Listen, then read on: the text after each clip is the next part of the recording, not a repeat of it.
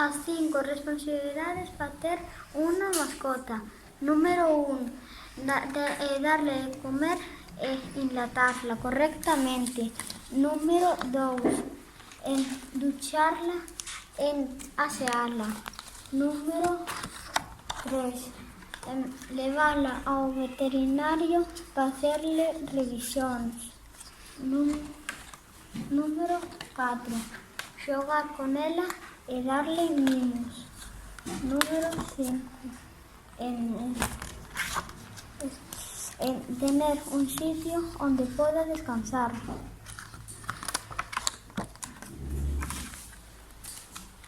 Vou falar de beneficios das mascotas en nenos. As mascotas transmiten valores, reducen o estrés nos nenos, menos riscos de asma e alergia, sensación de seguridade, alivia a ansiedade por separación, mellora as relacións con outras persoas, reduce a agresividade e alegría familiar.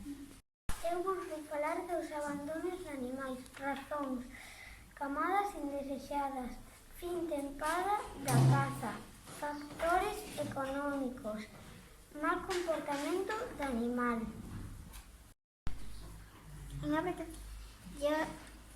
Eu vou vos falar das labores dunha protectora de animais. Unha protectora de animais é un refugio para animais abandonados ou perdidos, onde lle dan todos os cuidados que precisan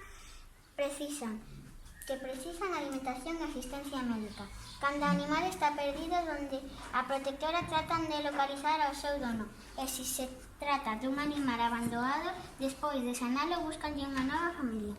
Aquí temos moi preto unha protectora de animais que se chama Can, que se atopa nun lugar chamado Armenteira, no concello de Meis. Así que se atopades un animal abandonado ou perdido, podedes levalo alí ou chamar para que veñan a recollelo.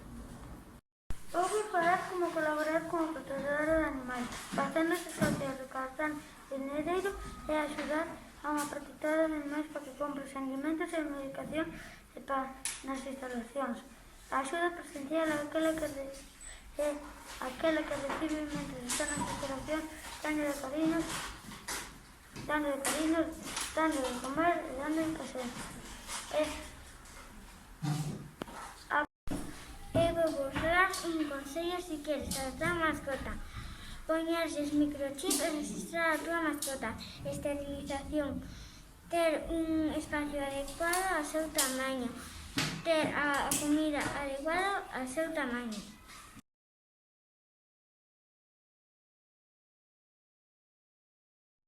Hoy vamos a falar dos cans guías. Eu vou falar dos cans guía. Os cans guía son cans que axudan a persoas con discapacidades. Por exemplo, aos cegos. Teñen que estar entrenados para axudar as persoas con discapacidades. Guían a persoas cegas, collenlle cousas a persoas que van en silla de rodas. O seu carácter son moi bons, tranquilos, intelixentes e áxiles. Eu vou vos falar das razas dos cans guía. Hai moitos tipos de cans guía, pero destacan 3, o labrador, golden e o pastor alemán.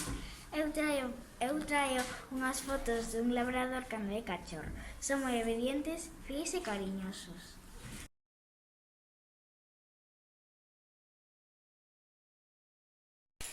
Vamos a falar de los canes policías. Eu vos vou falar que son e para que están entrenados os cans policía, que son cans adiestrados para defender a seguridade pública e a investigación policíaca. Para que están entrenados para detectores de buscar drogas, cartos, cadáveres, da protección, defensa e a seguridade cidadá. Vou vos falar do entrenamento dos cans policía.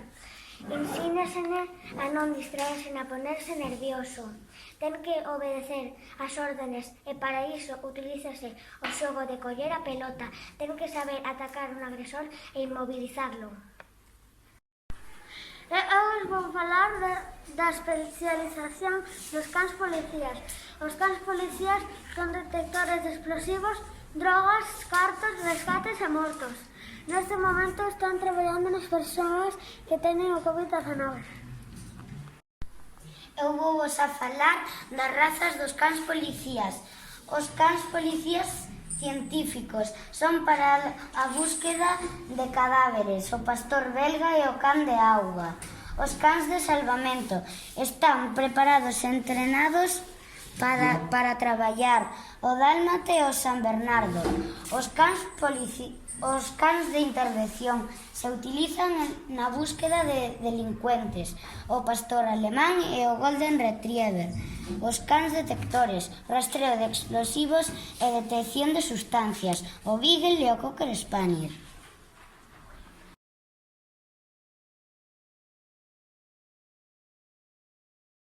O compost é un tipo de terra feita a base de refugallos orgánicos que se obtén a partir dun proceso chamado compostaxe, no que